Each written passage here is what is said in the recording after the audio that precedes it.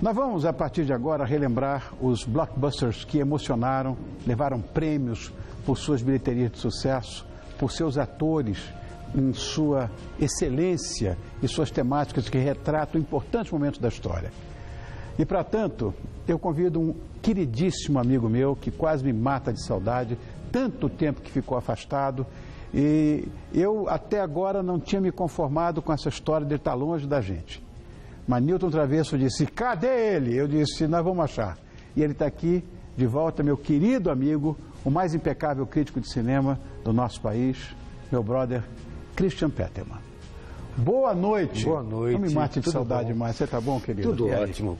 Maravilha. Bom que você está aqui. Muito bom estar aqui. Obrigado, querido.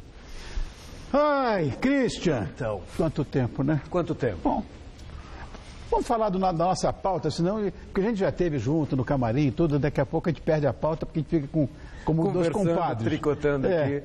São muitos os filmes que apresentaram, na verdade, esse contexto histórico e sociocultural, né? Sim, sim, do povo negro. Quais são os temas mais abordados por eles? Que sempre tem, né? Escravidão, preconceito, segregação racial. Geralmente, seja a produção norte-americana blockbuster, ou produção menor ou europeia que trate da questão de racismo, inevitavelmente fala-se sempre de como o cidadão negro é desincluído, é realmente deixado de fora da sociedade em todos os trâmites, seja pelo convívio social, seja pelo desempenho profissional, muitas vezes subaproveitado, subremunerado. O que o cinema sempre explora é como, naturalmente, seja no passado ou hoje, realmente o negro é colocado instintivamente como um cidadão de segundo nível, digamos assim. E por isso o cinema é muito importante para apontar o quão errado, equivocada e injusta é essa postura secular, infelizmente. Existe um diretor que nós hoje gostamos muito, que é o Steven Spielberg. Sim. E em 97, se não me engano, ele fez um filme chamado Amistad, é isso? Amistad, tá. Exatamente. E esse filme procurou retratar... Você vai contar, conta você.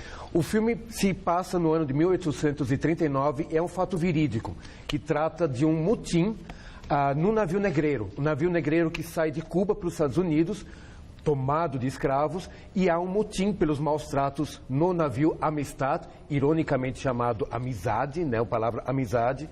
E esse navio aporta nos Estados Unidos e aí nós vemos o protagonista, Djimon Hounsou, estreando no cinema nesse filme.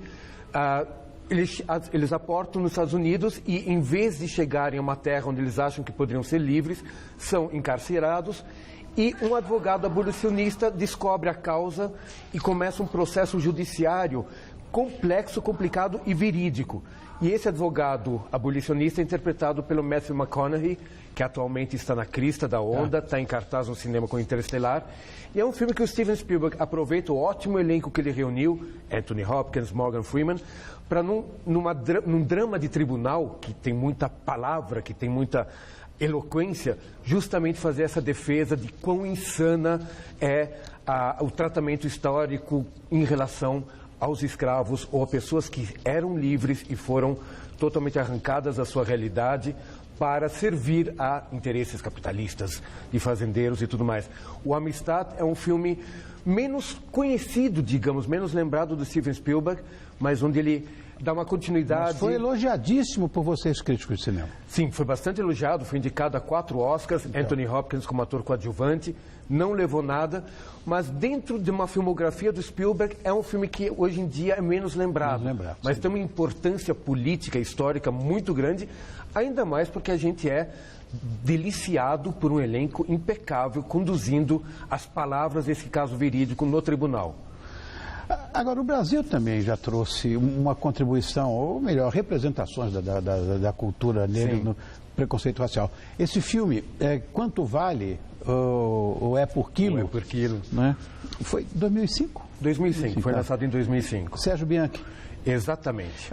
Eu acho que é bastante exibido hoje em escolas e faculdades. Né? O que ele traz como exemplo, assim, como referência? Bom, Sergio Bianchi é um cineasta extremamente político, extremamente crítico, e nesse filme ele mostra a ironia da situação. O filme se passa em 2 tempos. No passado, século XVIII, acompanhando caçadores de escravos para a venda de escravos. Aí nós vemos, por exemplo, uma cena histórica. E os tempos atuais. Nós vimos o Caco Cioclas, vimos vários atores conhecidos. Nos tempos atuais, ele faz uma crítica severa ao terceiro setor, ao setor teoricamente humanitário, mas que explora a miséria, explora muitas vezes a situação de periferia, de favelas, de muitos cidadãos negros, em benefício próprio, num sentido de lucro. Como a hipocrisia, de repente, de uma causa humanitária hoje em dia, acaba, de repente, denotando um racismo enraizado. É a exploração do forte pelo fraco, nesses 2 tempos intercalados constantemente, e é um filme forte, é um filme contundente. Erson Capri, grande elenco. Temos também Lázaro Ramos, Caio Blado, Zezé Mota fazendo uma participação maravilhosa no filme. É um filme incômodo, mas por isso que ele também está sendo muito usado em faculdades, em aula, porque ele é, não vou dizer didático, que isso é uma palavra até meio chata, mas ele é muito transparente quanto às situações que ele mostra e como nós, apesar de nos declararmos menos racistas na sociedade, a coisa ainda continua e velada, e isso é terrível, terrível. Bom, nós temos também um filme premiado com Oscar, né? Exatamente com essa temática, é Um Sonho Possível. Claro Sim. que a gente sabe que isso rendeu um Oscar para Sandra Bullock, né? Sim, sem dúvida. Tão bonita. Procurou retratar o tema da adoção, que é uma coisa de mais complexidade ainda. É verdade que ele é baseado numa história verídica, real? É outra história verídica, é a história do jogador de futebol americano Michael Oher. É a história de uma amizade casual que acontece entre uma senhora norte-americana, dona de casa, mãe, esposa de classe alta, que de repente conhece este jovem, Michael Oher, como um órfão sem teto, traumatizado por bullying no passado, traumatizado por todo o seu histórico. E esta amizade se torna cada vez mais intensa, ele é adotado pela família dela, ele é aceito no lar dela, e ela percebe o talento que ele tem, como pelo porte natural dele, vamos dizer, uma pessoa extremamente grande, de corpo avantajado, o talento que ele teria no jogo do futebol americano.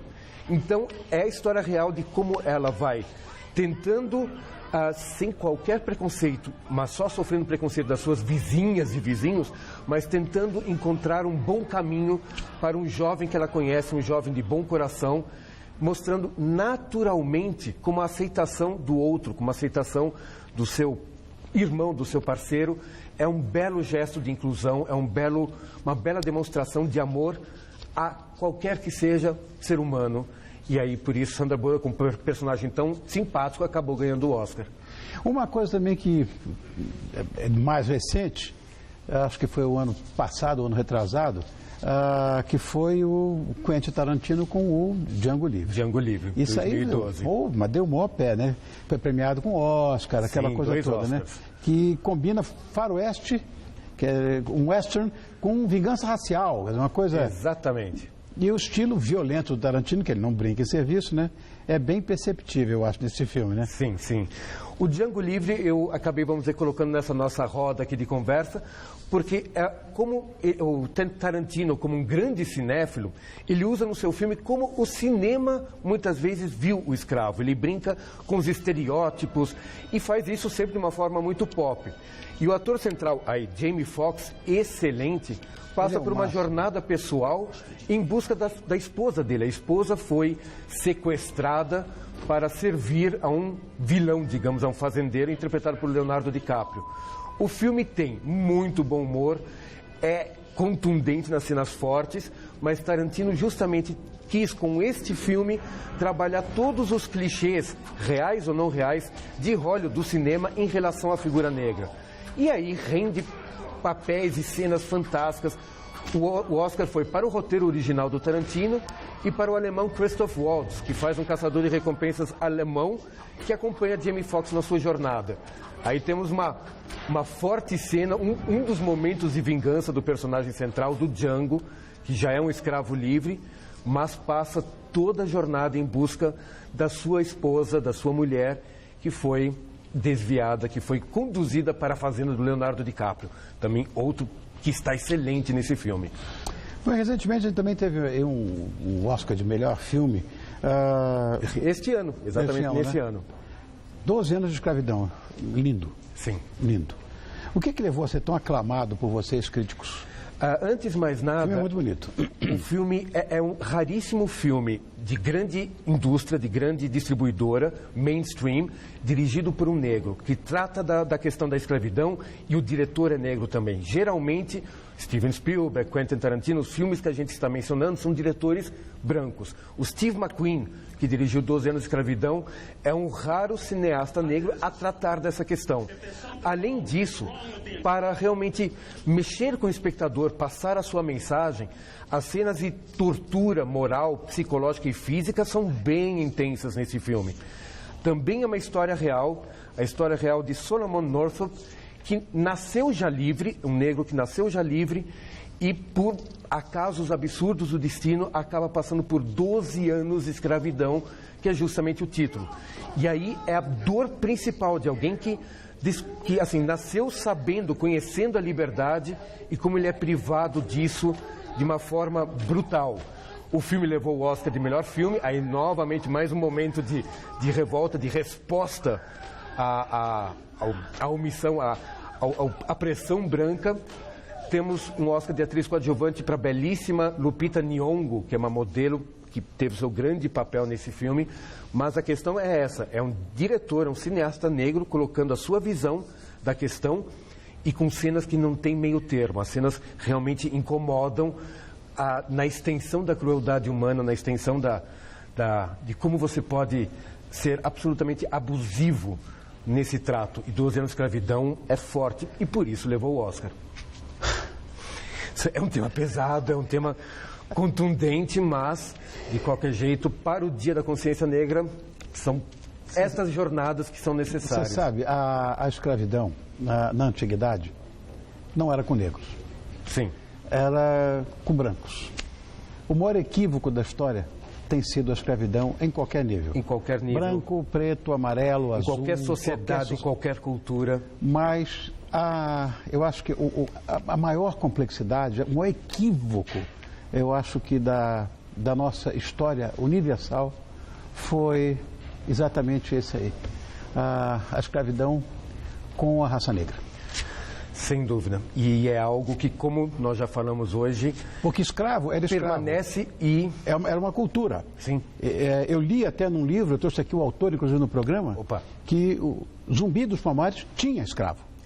O próprio Zumbi dos Palmares tinha dinâmica de escravo. Não, ele tinha escravos. Certo. Quer dizer, porque era a cultura da época. O cara que fugia não era mais, estava liberto quando entrava no quilombo. Ok. Mas aquele que era pego lá, continuava sendo escravo. Certo. Quer dizer, equívocos culturais, uma estupidez humana. Difíceis de serem alterados, mas continuamos aí usando a arte, usando o que está ao nosso alcance. Ainda bem. Para passar justamente porque inclusão, justiça, porque clareza. A vida imita a arte, não o contrário. Exatamente, com toda certeza. Querido amigo, vou aqui ficar torcendo para que nós estejamos juntos toda semana como antigamente. Opa, seria um grande prazer, realmente.